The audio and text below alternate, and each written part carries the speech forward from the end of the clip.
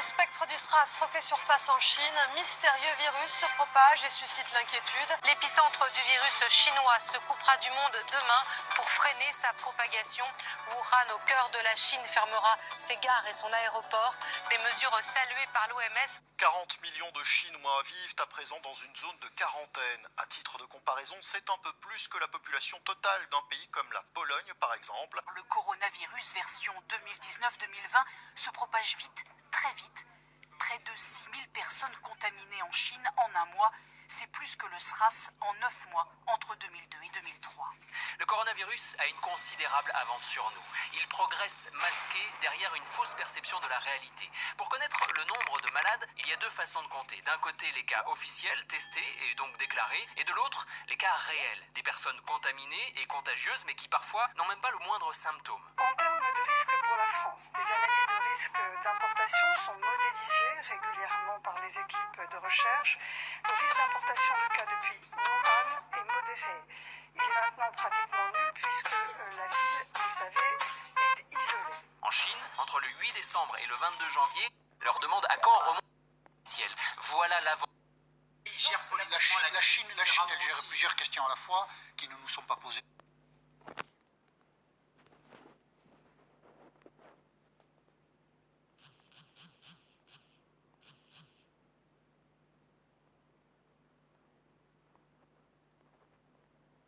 Des chiffres comme une petite lueur d'espoir presque 3 semaines après le début du confinement.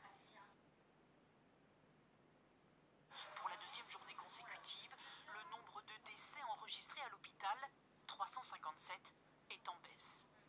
En baisse également, depuis 4 jours maintenant, le nombre de nouveaux patients admis quotidiennement en réanimation.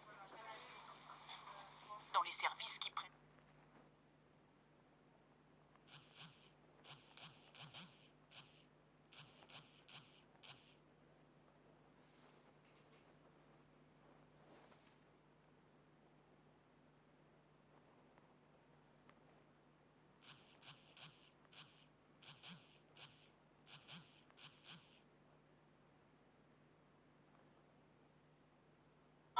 des grandes gueules.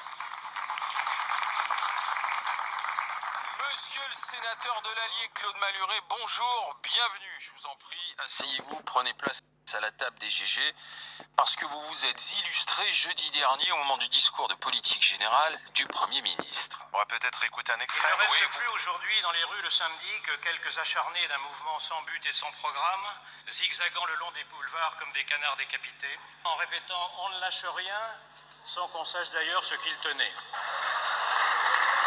Entre Montesquieu et Tocqueville d'un côté, Drouet et le boxeur du Pont des Arts de l'autre, je choisis les premiers, même s'ils n'ont pas d'amis sur Facebook.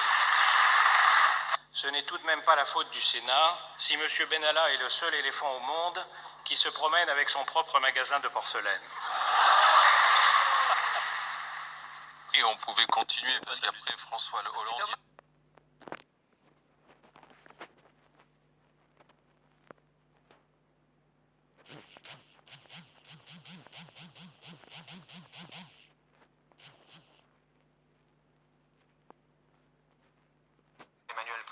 Macron est désormais présent dans ce gymnase. Il est en train d'entrer dans cette salle en direct, vous le voyez. Donc, Anaïs Routz, vous êtes sur place, vous voyez. C'est à 14.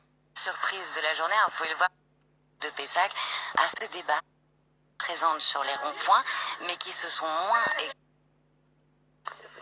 Bonsoir. Alors, si on m'avait dit que j'allais être face à M. Macron ce soir, j'y aurais pas cru, hein. Mais quand je l'ai vu à BFM tout à l'heure, j'ai dit je prends ma voiture et j'y vais parce que moi je vais lui parler ce soir. Donc, Monsieur le Président, parce qu'on m'a bien élevé, donc je vais dire Monsieur le Président,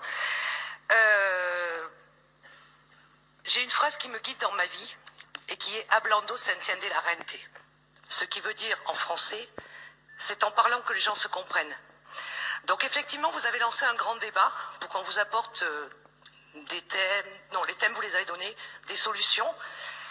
Alors on n'a pas tous fait des grandes écoles, des solutions on en a parce qu'on les vit, on vit au quotidien des situations graves. Moi je suis privilégiée, mais je vois autour de moi des gens qui souffrent. Et notamment, les impôts, moi l'ISF, je suis d'accord avec vous, hein, c'est pas 4 milliards de plus ou de moins qui vont nous faire quelque chose. Si Je pense qu'il va falloir... Je suis gilet jaune, monsieur Macron.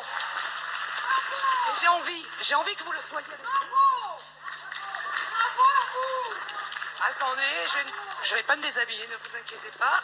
Là, je suis un peu ému quand même, je vous l'avoue, alors que... Non. Je vais vous le rendre. Hop. Et moi, monsieur Macron, et j'espère que BFM... Je vais vous le prendre. Non, monsieur je ne le mettrai pas. Monsieur Macron, nous sommes toutes des femmes ici, et je pense que vous devez faire plaisir aux dames. S'il vous plaît, vous ne pouvez pas refuser à une dame. Non, regardez, monsieur Macron, regardez ce que l'on va faire. Regardez, écoutez-moi, ayez confiance en moi, je ne vais pas... Tenez, madame Schiappa, je vous porte pas dans mon cœur non plus, parce que vous avez des phrases, des fois, qui me déplaisent. Mais je vais vous dire. Mais bon, je suis là quand même. Je suis le président de toutes les Françaises et de tous les Français. Oui. Mais j'ai le droit de ne pas mettre un collier gilet jaune, pas mettre un gilet jaune. Moi, je dis que si vous voulez réconcilier les Français, acceptez, ne serait-ce que ce soir, avec les Bordelais et les Bordelaises, d'être avec nous dans le cœur, d'être dans notre cœur.